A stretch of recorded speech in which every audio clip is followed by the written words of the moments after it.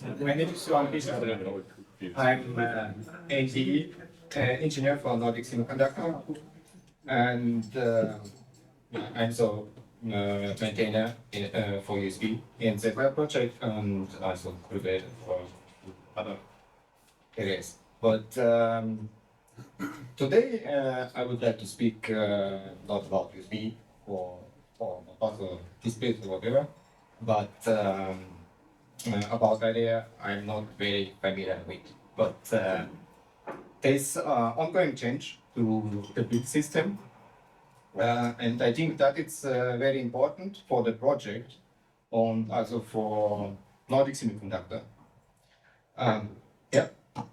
So it's about hardware configuration in Zephyr project. So usually we build firmware for specific hardware in Zephyr ethos. We don't have like common binary that we execute on many platforms. So it's always for a specific architecture, SoC, port, and maybe shield or whatever else is used. But you probably don't use shields or snippets in your final products, but maybe in prototyping and development. So what we have under this is the hardware is configured or described at different levels. There's an architecture like ARM or RISC-V. The SoC configuration, for example, Atmel SEM0 SoC family board can be some explained board from Atmel, and that can also be used with shields and snippets. Yeah? And so how it is done in Zephyr or where it is located. So the SoC files are located in architecture-specific subdirectories of the SoC. Like, for example, Atmel SEM0 family is located at Zephyr source because it's SoC. So if we have a multi-core SoC, like our new product. Yeah, 50-40. So we must have two config trees. Also, no, actually not for this, but if we would have different architectures, we would have one tree per architecture. So yeah, so it's a bit a mess. Yeah, and but for the single core SoC like Atmel SEM0, it's perfectly fine. Yeah, so that's the example. It's organized now in Zephyr. So the Atmel SEM0 family is located in the ARM subdirectory, and there's different config files and CMake files. And one, like if we, so the board set, so SoC itself for architecture is enabled in config SoC file. So that's talk mostly about config. Yeah, that's not about device tree, just config. Yeah, config options or configuration files. So if we look at the config SoC from this SoC family, there's a config choice option to select a specific part number. Yeah, because there are different variants of the SEM R21. Yeah, maybe different packages. So we have to select right part number for the board. Yeah, and the board's files are located in for SoCs in architecture-specific subdirectories. For the SEM R21 X Pro board, it's a Zephyr board, ARM, and so on. And for the boards, there's a nice description and in Zephyr documentation about what I think it's. If you would like to understand it more in details, we provide just the points. Yeah. But if you would like to understand the details, please take a look at the board porting guidelines. Yeah. And mandatory config files for the boards are config board, config dev config, and configuration file like board name devconfig. Yeah, there's a bit different. So the documentation is not really right.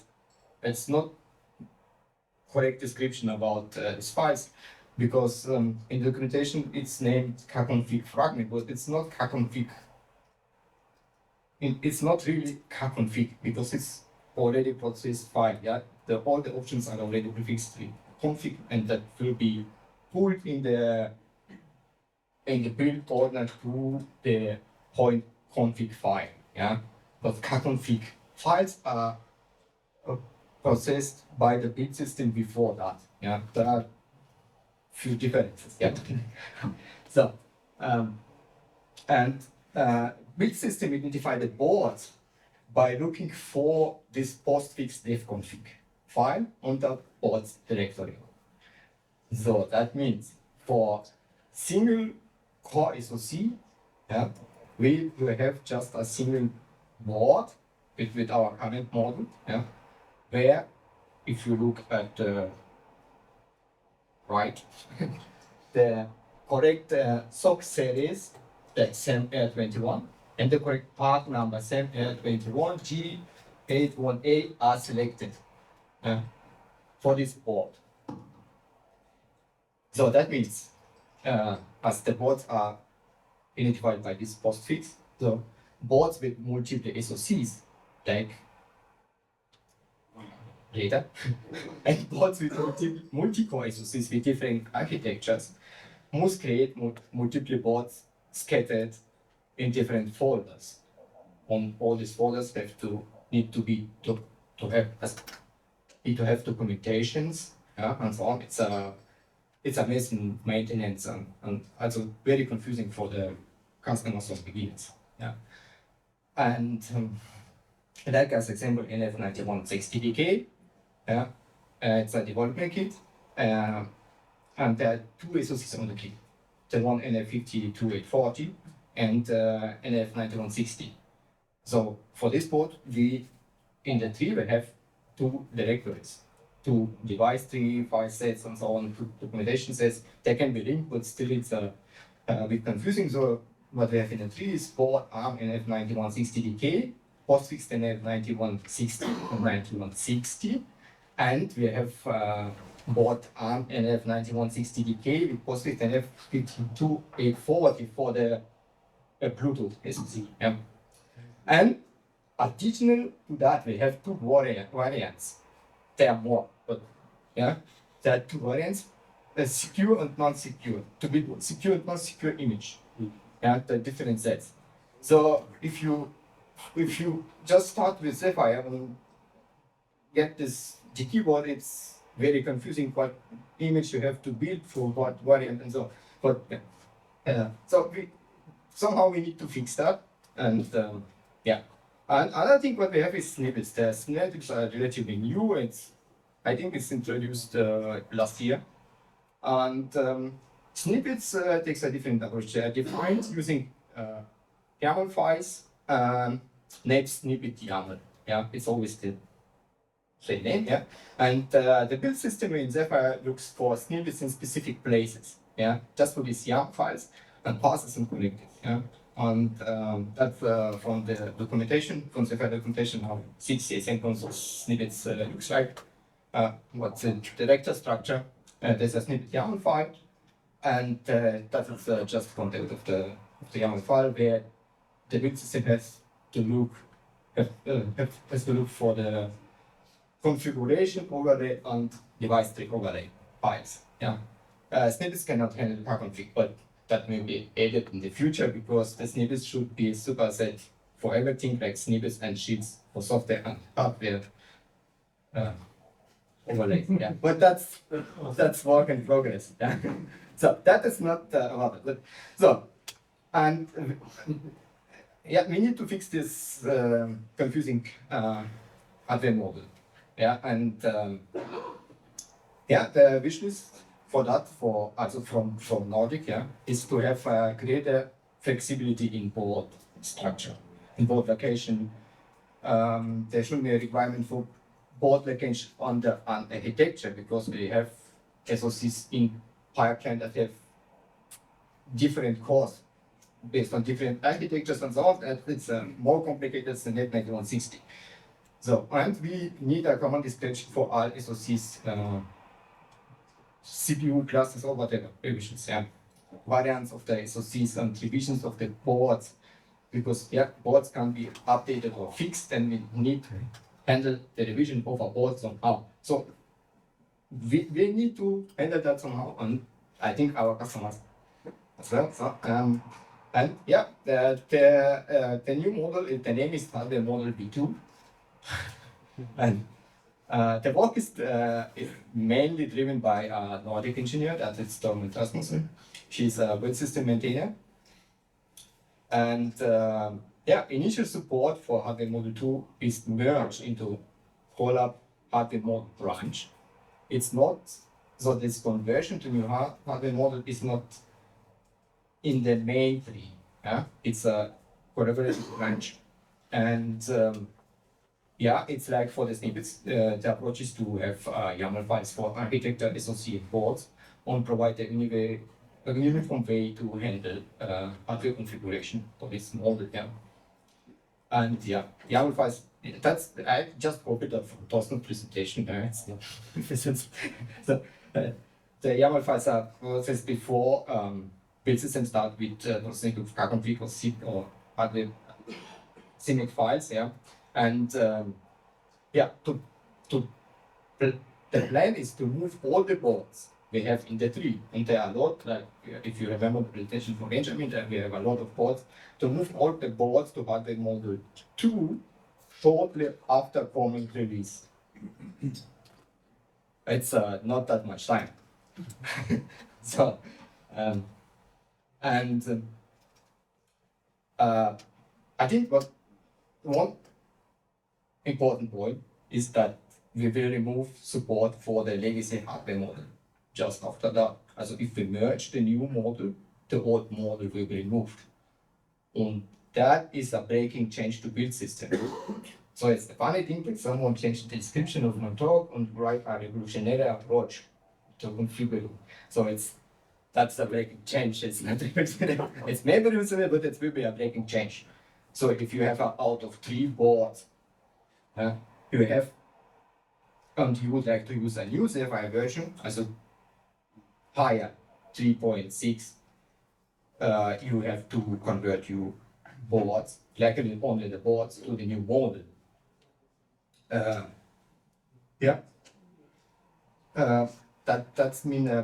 what I mean by breaking build system change. And you're also welcome to help upstream with ongoing coding of SoC and boards to hardware model 2. You can also get familiar, and we will be guided how to do that for you out of Trigo. So, but a few points how to get familiar with it. Take a look at hardware model 2 request. If you can use a filter in GitHub to define a pull request. So the keyword what I used yesterday is hardware model V2. And I got most of the pull requests to the Colab branch. And before you start to play with your board, you need SoC be ported to hardware model 2. If it's not ported, you have a problem, you need to start to SoC first. But if you use a Nordic product, that's likely you don't have to port it, but the work is not started, for example, for ST boards. But that may change tomorrow. There is a board migration script, and that works very well. Last week I tried that with Atmel, same D21 and A21 boards, and that worked very well. I just had to fix only one option, and that is the choice, because it is unnamed, and the strip convert is the config option, but it cannot be applied anymore, so you need to touch that and change it to fix that in the SoC if you port SoC. Execute the script. It will probably work. and then verify that you model with so, but what also changed the identifier of the board with the new hardware model changes. Yeah, that is you. If you look at the commits, or there will be documentation later. That is what work in progress because it's very old and new. But yeah, the full identifier for this board is this line. It's SN21X Pro, and then enter SoC name self. Yeah, because if you have multi SoC boards, you can identify now and then we in this way to provide a full identifier for what SoC you would like to do the image. And there is more, but it's just quick overview about new hardware. And yeah, it's yeah, that's just example how the new SoC YAML files would would look like for the same 21 family, and yeah, the same for the board YAML. It's Venice, and what SoC is used as a single core SoC, so the YAML file is quite simple.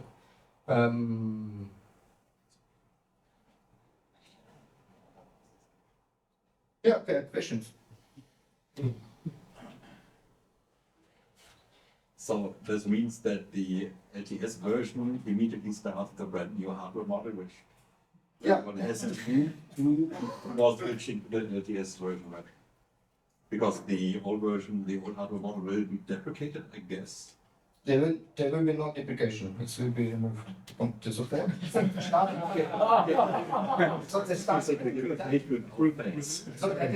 So that it's work in progress.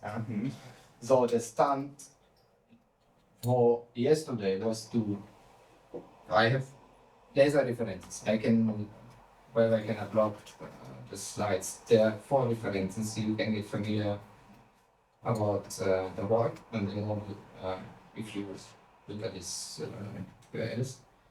So there's a meta issue. And the issue, if I remember correctly, is I also asked my project manager about that because I was not sure if it will be applied to out of 3 boards. And how I understand, the support will be removed completely, also 4 out of 3 boards.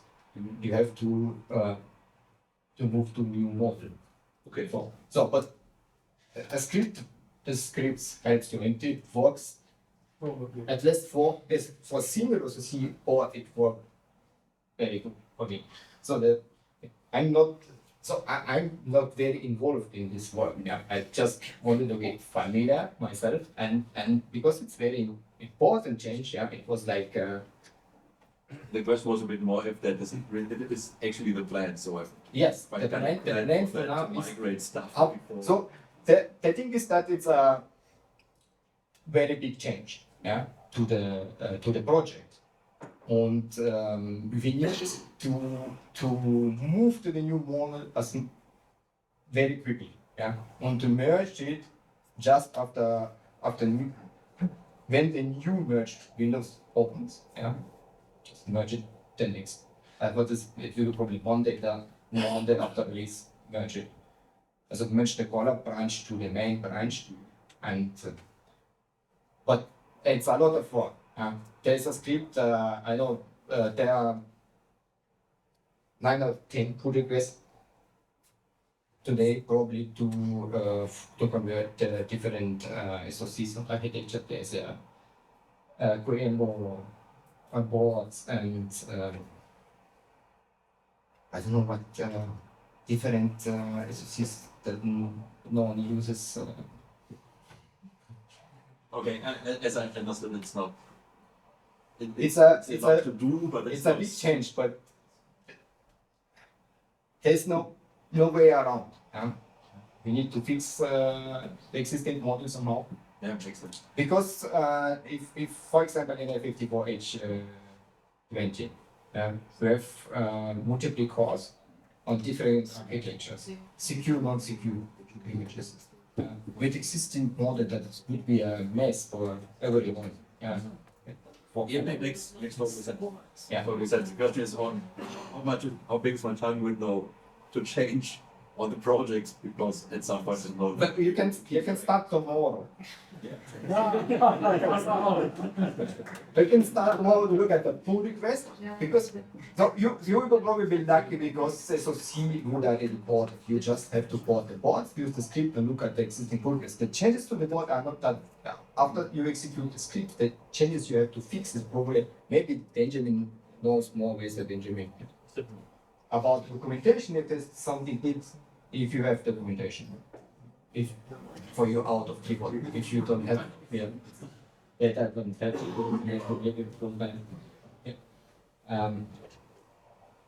yeah, I for this simple board, it works very well. Yeah. Are there changes in the last week? No, no. Yeah, Because they have the SoC. not for the simplest SoCs. Yeah, not for this. I have to for that, but I have to check like multi SoC boards if there will be probably merge, but I have this DDS files are different names, so it's but yeah, it's not the change to device tree. It's more change to config on the build system or collect information about the boards. There's the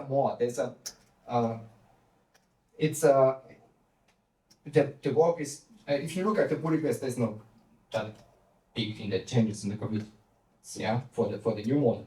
But the change set is huge, yeah. It's I think it makes sense. And it could be fixed another way, yeah. But anyway, it will be taking change to the build system, yeah. That all of that, okay. Thank you.